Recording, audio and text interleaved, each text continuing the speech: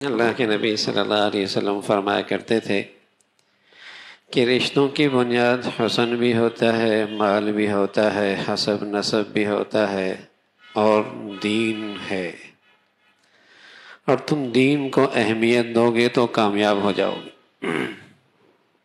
فاظفر بذات الدین۔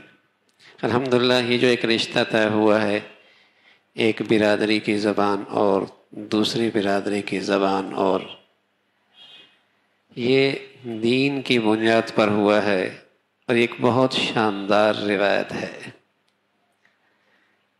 عام طور پہ اس وقت ہمارے معاشرے میں شادیوں کے بڑے مسائل ہیں۔ سچی بات ہے، بچیوں والے تو پریشان ہیں ہی، بچوں والے بھی پریشان ہیں، رشتہ نہیں مل رہا۔ اور اس کی ایک بڑی وجہ یہ ہے کہ ہمارے ہاں اپنے ہاتھوں سے بنائی ہوئی بیڑیاں بہت ہو گئیں، رکاوٹیں بہت ہو گئیں۔ یہ اسٹیٹس ہو، یہ زبان ہو، یہ برادری ہو، یہ قوم ہو، یہ یوں ہو، یہ چیزیں اتنی بڑھتی چلی گئی ہیں کہ بچیاں بسا اوقات عمریں گزار کر سر کے بال سفید کر بیٹھتی ہیں، اور نوجوان بیچارے، ان کے لیے جوانیاں بچانا مشکل ہو جاتا ہے۔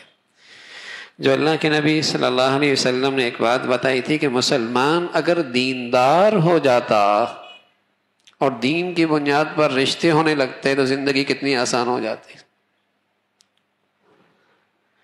پھر یہ سمجھ میں آتا ہے کہ مزاج نہیں ملتے۔ ارے بھائی، ایک باپ کے دو بیٹے، ایک باپ کے دو بہن بیٹیاں، ان کے بھی تو مزاج مختلف ہوتا ہے، اور سچ بتاؤں اگر دین نہ ہو تو وہ بھی آپس میں اچھے طریقے سے نہیں رہ سکتے۔ لیکن دین ایک ایسی چیز ہے الحمدللہ کہ چاہے وہ کسی برادری کی، کسی قوم کا، کسی زبان کا، کسی علاقے کا، لیکن دیندار ہو، واقعتاً دیندار ہو، تو مزاجوں میں تفاوت کے باوجود بھی گھر بڑے خوبصورت آباد ہو جایا کرتے۔ فاظفر بذات الدین، دین ہے۔ آج سب سے بڑا مسئلہ ہے کہ برادری کا ہونا چاہیے، پھر زبان کا بھی نہیں، پھر برادریوں میں پتہ نہیں کتنی برادریاں ہیں۔ اگر ایک زبان کی پتہ نہیں کتنی برادریاں ہیں، اور ایک زبان کی پتہ نہیں کتنی برادریاں ہیں، پنجابی ہے تو اس کی پتہ نہیں کتنی برادریاں، میمن ہے تو پتہ نہیں اس کے یہاں کتنی برادریاں، پٹھان ہے تو اس کے یہاں کتنی برادریاں، خود ہی اپنے لیے مسائل کھڑے کر دیے۔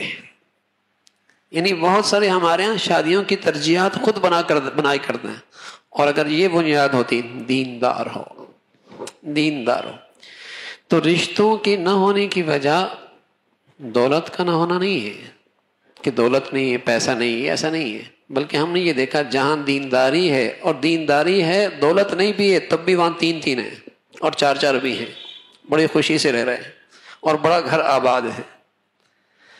تو مسئلہ دولت نہیں ہے کہ خوشحالی نہیں ہے، فراوانی نہیں ہے، اس لیے رشتے نہیں ہوتے۔ سچ یہ ہے کہ معاشرے سے چونکہ دین نکلا، دین کی اہمیت نکلی، دین زندگی میں ترجیح نہ رہا، دین زندگی میں ترجیح نہ رہا، رشتے ناتوں کا، تعلقات کا، ملنے جلنے کا دین قابل ترجیح نہ رہا، اس لیے مسائل کھڑے ہو گئے۔ ترجیحات بدل گئی کہ زبان کا ہو، قوم کا ہو، برادری کا ہو، اسٹیٹس یہ ہو، ڈگریاں یہ ہوں، فلاں یہ ہوں، یہ جو ترجیحات بدل گئی اس نے مسائل کھڑے کر دیے۔ اور اگر دین ترجیح ہوتا ہمارے معاشرے میں کہ دین ترجیح ہے تو یہ چیزیں بہت آسانی سے حل ہو جاتی تھی۔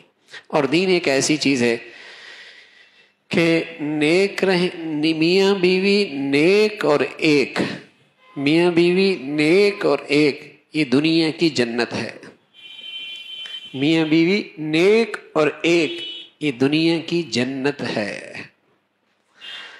ہاں، نیکی کا مفہوم ہے۔ رسول اللہ صلی اللہ علیہ وسلم سے پوچھا گیا، یا رسول اللہ احب ان اکون اعبد الناس، ورنہ آج کیا نیکی کا پیمانہ تو عجیب و غریب ہے، جو عید کی نماز پڑھ رہا ہے وہ بھی نیک ہے، جو جمعے کی پڑھ رہا ہے وہ بھی نیک ہے، جس کا سارا دین مسجد تک ہے وہ بھی نیک ہے۔ اللہ کے نبی سے پوچھا گیا، یا رسول اللہ احب ان اکون اعبد الناس، میں سب سے زیادہ نیک بننا چاہتا ہوں۔ آپ نے فرمایا اتق المحارم تکن اعبد الناس، حرام سے بچ جا، سب سے بڑا بزرگ بن جائے گا۔ حرام سے بچ جا، سب سے بڑا بزرگ بن جائے گا۔ اگر ان آنکھوں سے حرام نہ دیکھا جائے تو پھر بیوی کی محبت کی مٹھاس نصیب ہوتی ہے، اور عورت با حیا ہو، با کردار ہو، اس کی آنکھیں شوہر سے نہ ہٹتی ہوں، پھر اسے شوہر کی زندگی میں راحت اور سکون ملتا ہے۔ لیکن اگر ان آنکھوں سے حیا رخصت ہو جائے اور یہاں حرام کا ارتکاب ہو تو حلال کی لذت ختم ہو جاتی ہے، حرام کی کشش بڑھ جاتی، حلال کی لذت نہیں رہتی، حرام کی کشش بڑھ جاتی ہے۔ اتق المحارم تکن اعبد الناس، حرام سے بچ جا، سب سے بڑا نیک بن جائے گا۔ تو میاں بیوی نیک اور ایک، چاہے کسی برادری کا ہو، کسی قوم کا ہو، کسی علاقے کا ہو، کسی شہر کا ہو، کسی وطن کا ہو، نیک تو ایک دنیا کی جنت ہے۔ اللہ ہم سب کو ایسی زندگی نصیب فرما دے۔